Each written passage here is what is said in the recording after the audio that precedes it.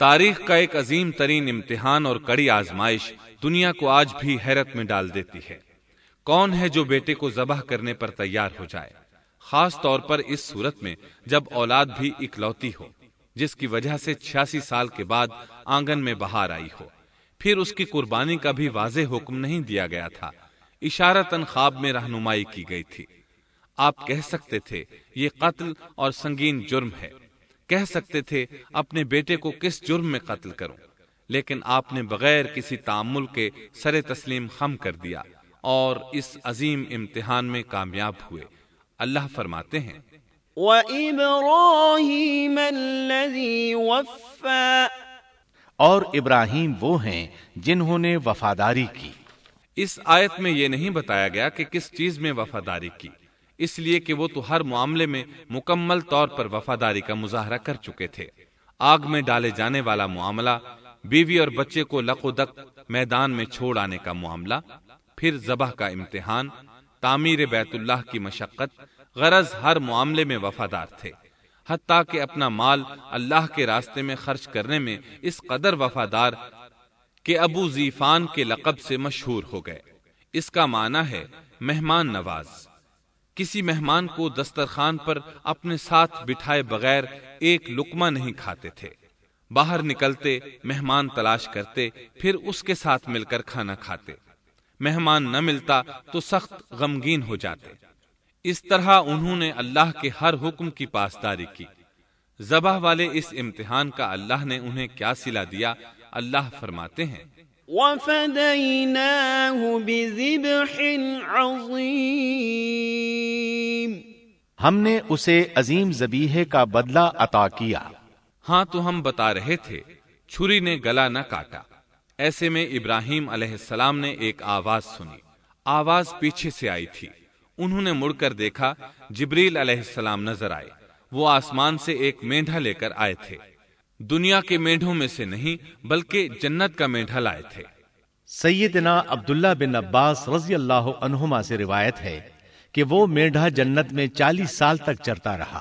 سفید رنگ، کشادہ آنکھوں، خوبصورت سینگوں والا حسین و جمیل مینڈھا تھا۔ بہرحال یہ ابراہیم علیہ السلام کی وفاداری کا بدلہ تھا جو اسماعیل علیہ السلام کے فدیے میں دیا گیا، اور پوری امت مسلمہ کے لیے حکم ہو گیا کہ اللہ کی رضا کے لیے قربانی اور ہدی پیش کرتے رہیں۔ کعبے کے پاس حرم الہی میں ہر سال یہ سنت ادا کی جاتی ہے، اور ان کے ساتھ ساتھ پوری زمین کے تمام خطوں پر بسنے والے مسلمان بھی اس عظیم فرمانبرداری کی علامت کے طور پر قربانیاں پیش کرتے ہیں۔ مینڈھے کے ذکر کا مطلب یہ ہے کہ ہم سنت ابراہیمی پر گامزن ہو جائیں۔ یہ مینڈھا ہمیں اللہ کے لیے قربانی کا سبق دیتا ہے۔ ہمیں چاہیے سنت ابراہیمی کی اقتداء کرتے ہوئے ہم اپنی جانوں، اپنی اولاد اور اپنے مالوں کو اللہ کی راہ میں قربان کرنے کے لیے تیار ہو جائیں۔ اللہ تعالیٰ فرماتے ہیں وَفَدَيْنَاهُ بِذِبْحٍ عَظِيمٍ وَتَرَكْنَا عَلَيْهِ فِي الْآخِرِينَ سلام على إبراهيم كذلك نجزي المحسنين إنه من عبادنا المؤمنين۔ اور ہم نے اسے عظیم ذبیحہ عطا کیا، اور ہم نے اس کا پچھلوں میں ذکر خیر چھوڑا، سلامتی ہو ابراہیم پر۔ اسی طرح ہی ہم نیکوکاروں کو جزا دیتے ہیں، یقیناً وہ ہمارے مخلص بندوں میں سے تھا۔ اور اسی طرح اللہ فرماتے ہیں وَبَشَّرْنَاهُ بِإِسْحَاقَ نَبِيًّا مِّنَ الصَّالِحِينَ، اور ہم نے اسے نیکوکار نبی اسحاق کی ولادت کی خوشخبری سنائی۔ یہ خوشخبری فلسطین کی طرف واپس لوٹنے کے بعد سنائی گئی۔ ایک اکلوتے بیٹے کی قربانی کے لیے تیار ہو جانے کے صلے میں اور سارہ علیہ السلام کی عظمت اور تکریم کے مد نظر اللہ تعالی نے اسحاق کی خوشخبری سنا دی۔ یہ آیت ذبح کے واقعے کے بعد اللہ تعالی نے ذکر فرمائی ہے۔ اس لیے معلوم ہوا پچھلی آیات میں اسحاق کے علاوہ کسی اور بیٹے کا ذکر ہوا ہے اور وہ اسماعیل علیہ السلام ہی تھے، جبکہ یہودی روایات میں اسحاق علیہ السلام کو ذبیح قرار دیا جاتا ہے۔ یہ بالکل غلط ہے۔ ذبح کے واقعے کے بعد اسحاق علیہ السلام کی بشارت مل رہی ہے، پھر بھلا وہ پیدا ہونے سے پہلے ہی ذبیح کیسے بن گئے؟ اس لیے یہ قطعی بات ہے کہ اسماعیل علیہ السلام ہی ذبیح ہیں۔ اس کے کئی اور بھی دلائل ہیں جن کے ذکر کرنے کا یہاں موقع نہیں۔ بہرحال اس عظیم آزمائش میں بے مثال کامیابی کے بعد ابراہیم علیہ السلام فلسطین آئے اور 120 سال کی عمر میں اسحاق علیہ السلام کی بشارت ملی، جبکہ سارہ علیہ السلام کی عمر 90 سال تھی۔ ان پر بڑھاپا طاری ہو چکا تھا۔ ایسے میں 3 فرشتے آئے۔ وہ تو قوم لوط کی تباہی کے لیے آئے تھے۔ راستے میں اللہ کے حکم سے ابراہیم علیہ السلام اور ان کی اہلیہ سارہ کو خوشخبری سنائی، اور اس غرض کے لیے وہ انسانی شکل میں آئے تھے۔ ابراہیم علیہ السلام تو پہلے ہی بہت مہمان نواز تھے۔ انہیں دیکھ کر بہت خوش ہوئے کہ مہمان آ گئے۔ فرشتوں نے انہیں سلام کیا۔ ابراہیم علیہ السلام نے سلام کا جواب دیا۔ وہ حیرت زدہ تھے کہ یہ لوگ ان کی بستی کے رہنے والے تو ہیں نہیں، لیکن ان پر سفر کے نشانات بھی نہیں ہیں، جیسا کہ دور سے چل کر آنے والوں میں ہوتے ہیں، نہ ان کے پاس سواریاں ہیں۔ قرآن مجید میں آتا ہے، قالوا سلاما قال سلام قوم منکرون۔ فرشتوں نے سلام کیا تو ابراہیم نے بھی سلام کیا اور دل میں خیال کیا یہ اجنبی لوگ ہیں۔ پھر وہ اپنی مہمان نوازی کی عادت کے مطابق انہیں اندر لے آئے، ان کے لیے کھانے کا انتظام کیا۔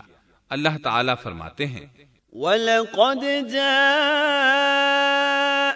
رُسُلُنَا إِبْرَاهِيمَ بِالْبُشْرَى قَالُوا سَلَامًا قَالَ سَلَامٌ فَمَا لَبِثَ أَن جَاءَ بِعِجْلٍ حَنِيذٍ۔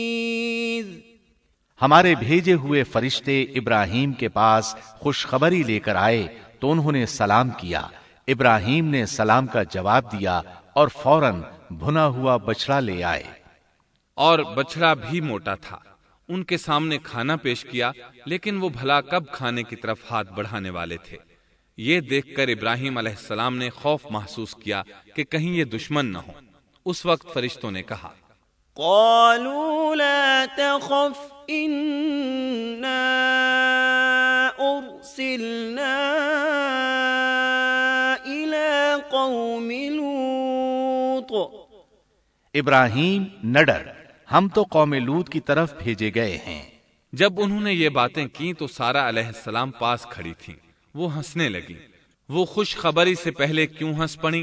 علماء اس بارے میں کہتے ہیں کہ جب انہوں نے سنا یہ فرشتے لوط علیہ السلام کی بستی کو تباہ کرنے جا رہے ہیں تو ان کے خاتمے کی خبر سن کر وہ ہنستی۔ اس کے بعد فرشتوں نے یہ خوشخبری سنائی، فبشرناها بإسحاق ومن وراء إسحاق يعقوب۔ ہم نے اسے اسحاق کی پیدائش کی خوشخبری دی اور اسحاق کے بعد یعقوب پوتے کی بھی خوشخبری دی۔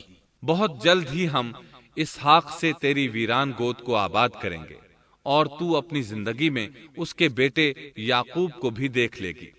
اب 3 بشارتیں جمع ہو گئیں۔ بیٹا پیدا ہوگا، لمبی عمر ملے گی یعنی بیٹا جوان ہوگا، اور پھر وہ اپنے پوتے کو بھی دیکھے گی۔ اس سے بڑھ کر کیا عزت اور تکریم ہو سکتی ہے؟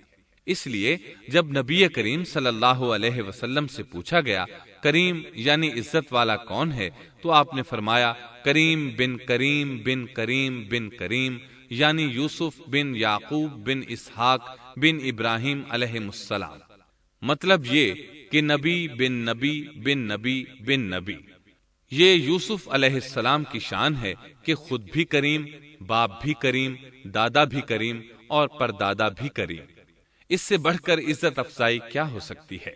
بہرحال فرشتوں نے انہیں خوشخبری دی۔ وبشروه بغلام علیم۔ پھر انہوں نے ابراہیم کو ایک صاحب علم لڑکے کی بشارت دی۔ خوشخبری سن کر سیدہ سارہ حیران ہوئی، مارے حیرت کے منہ سے ہلکی سی چیخ نکل گئی۔ انہوں نے اپنے رخسار پر ہاتھ مارا جیسا کہ عورتوں کی عادت ہوتی ہے، کہنے لگی ہائے افسوس، کیا میں بچہ جنوں گی حالانکہ میں بانجھ ہوں اور میرے خاوند بوڑھے ہیں؟ یہ تو حیرت کی بات ہے۔ ایک دوسری جگہ اللہ تعالیٰ نے یہ الفاظ فرمائے، کہنے لگی میں بوڑھی اور بانجھ ہوں، بھلا میں بچے کو کیسے جنم دوں گی؟ اس پر فرشتوں نے کہا تو اللہ کے حکم پر تعجب کرتی ہے، اے اہل بیت، یہ تو اللہ کی تم پر رحمت اور برکت ہے، وہ بہت بزرگ اور قابل تعریف ہے۔ دوسری آیت میں ہے، انہوں نے کہا اسی طرح تیرے رب نے فیصلہ کیا ہے اور ہمیں کہا ہے، یقیناً وہ بہت حکمت والا ہے اور علم رکھنے والا ہے۔ یہ تھی اسحاق علیہ السلام کی ولادت کی خوشخبری۔ ابراہیم علیہ السلام مکے میں سیدنا اسماعیل علیہ السلام سے ملنے کے لیے آتے رہتے تھے۔ ایک روز آئے تو ان سے کہا، اے میرے بیٹے، اللہ تعالیٰ نے مجھے حکم دیا ہے کہ اس مقام پر اللہ کا گھر تعمیر کرنا۔ اسماعیل علیہ السلام نے فوراً کہا، میں حاضر ہوں۔ اس طرح انہوں نے کھدائی شروع کی۔ ایسے میں انہیں شیش علیہ السلام کی تعمیر کے آثار نظر آئے۔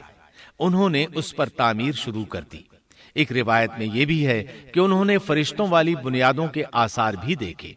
نبی کریم صلی اللہ علیہ وسلم کی جوانی کے دنوں میں جب مکے کے قریش نے کعبے کی تعمیر نئے سرے سے کی تو انہوں نے اس کی بنیادوں کو گہرا کرنا چاہا۔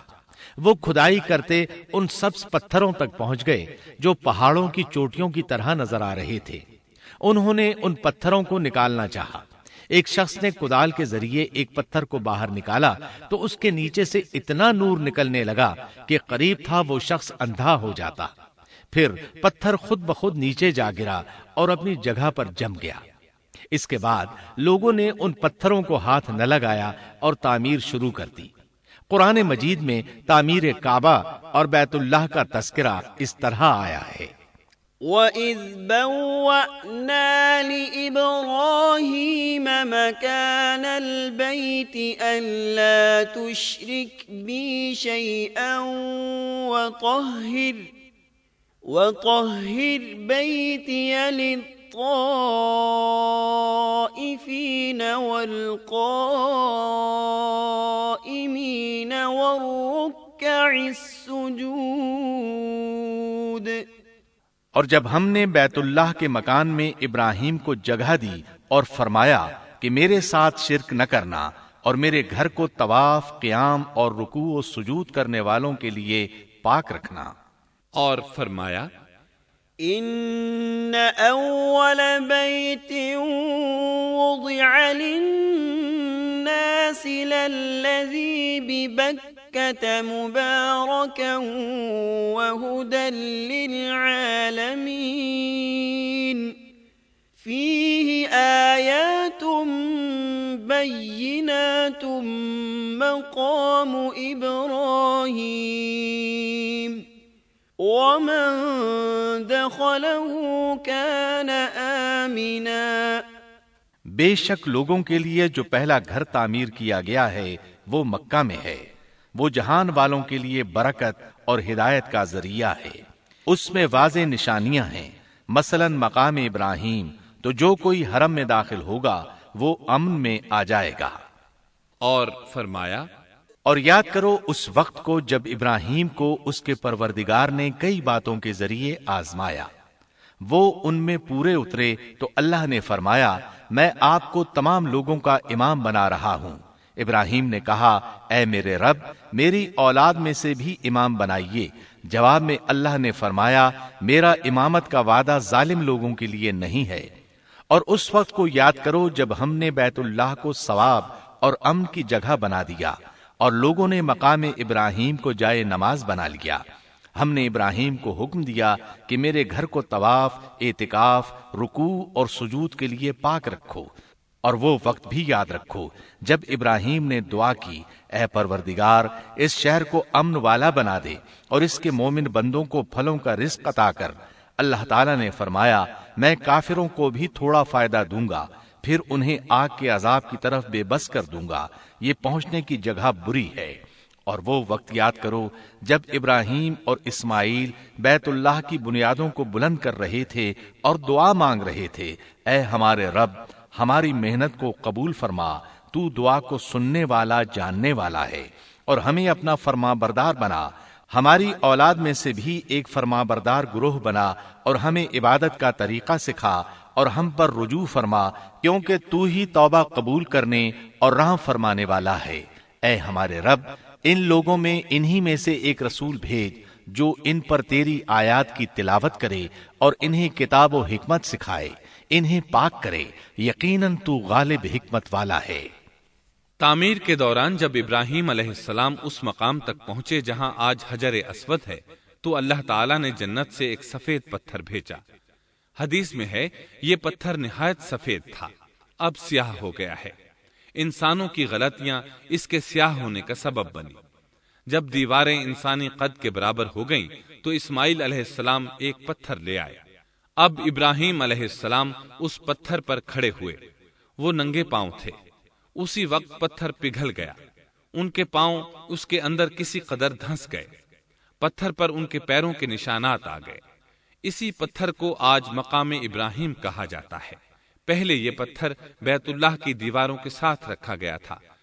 جب لوگ طواف کے لیے آتے تو سیدنا ابراہیم کے پیروں کے نشانات دیکھنے کے لیے یہاں ہجوم ہو جاتا۔ اس طرح طواف کرنے والوں کو دقت کا سامنا ہوتا۔ سیدنا عمر رضی اللہ عنہ نے صحابہ کرام کے مشورے سے اس پتھر کو اس جگہ سے قدرے ہٹا کر نماز کی صفوں کے قریب کر دیا تاکہ طواف کرنے والوں کو دقت نہ ہو۔ یہ مقام بہت مقدس ہے۔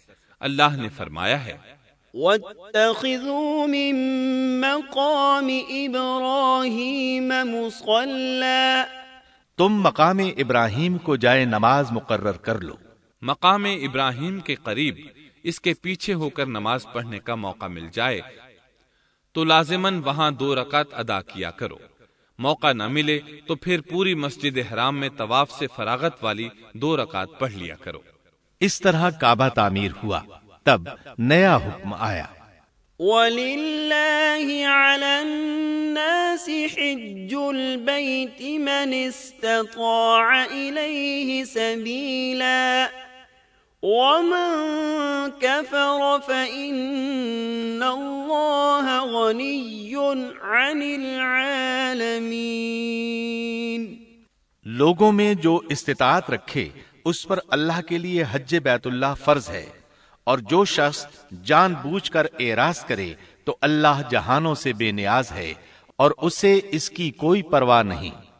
ادھر ابراہیم علیہ السلام کو اللہ تعالی کی طرف سے اشارہ ہوا، وَأَذِّن فِي النَّاسِ بِالْحَجِّ، لوگوں میں حج کا اعلان کر دیں۔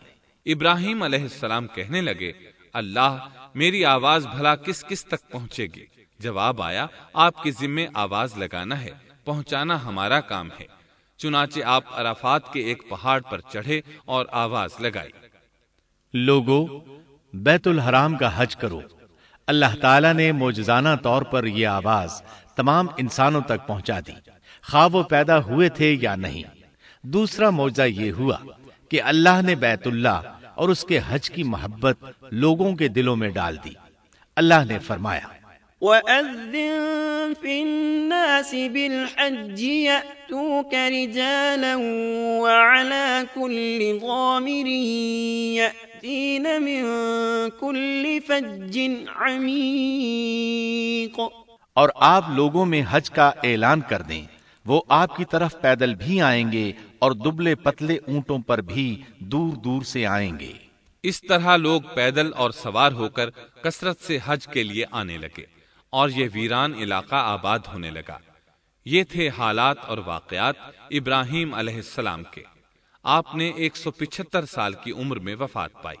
آپ سے پہلے سیدہ ہاجرہ علیہ السلام نے وفات پائی، اور ان کی وفات سے کچھ ہی عرصہ بعد سیدہ سارہ علیہ السلام 127 سال کی عمر میں فوت ہو گئیں۔ ان دونوں کی وفات کے بعد آپ غمگین رہنے لگے۔ آخر اتنی مدت تک ساتھ رہا تھا، آپ خلیل الرحمان تھے، آپ پر صحیفے بھی نازل ہوئے، آپ اللہ کے بے حد شکر گزار تھے۔ محترم سامعین، ابھی آپ دارالسلام اسٹوڈیو لاہور پاکستان سے قصص الانبیاء کا 7واں حصہ امن والا گھر سن رہے تھے۔ قصص الانبیاء کے 8ویں حصے بدترین لوگ میں آپ یہ سنیں گے: سیدنا لوط علیہ السلام کا نام و نسب اور قرآن مجید میں آپ کا تذکرہ، بستی صدوم کہاں واقع ہے اور اہل صدوم کس بھیانک جرم کے مرتکب تھے، سیدنا لوط علیہ السلام کی قوم کو واعظ و نصیحت اور قوم کا فحاشی و عریانی پر اصرار، قوم کے اصرار گناہ پر سیدنا لوط علیہ السلام کی اللہ تعالی سے فریاد، سیدنا لوط علیہ السلام کے مہمان اور قوم کا کردار، اللہ تعالی کی طرف سے سیدنا لوط علیہ السلام اور اہل ایمان کو بستی صدوم چھوڑنے کا حکم، اہل صدوم کن کن عذابوں سے دوچار ہوئے، مفصل و جامع تذکرہ۔